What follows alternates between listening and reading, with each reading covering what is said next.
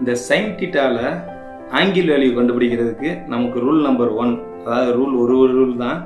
அதுக்கு என்ன ஃபார்முலா நம்ம யூஸ் பண்ண போகிறோம் அப்படின்னா square root of finger below by 2 அப்படின்றதான் இதில் நம்ம யூஸ் பண்ண போகிறோம். அதாவது எந்த டிகிரி கண்டுபிடிக்க போகிறோமோ அந்த விரலுக்கு கீழே என்ன இருக்கோ அதைத்தான் நம்ம கால்குலேட் பண்ண போகிறோம். அதாவது square root of finger below by 2 அப்படின்னு தான். இது நமக்கு 0 டிகிரி அப்படின்றது நமக்கு தெரியும். அப்போ சைன் தீட்டாக்கள் சைன் 0க்கு நான் கண்டுபிடிக்க போகிறேன்.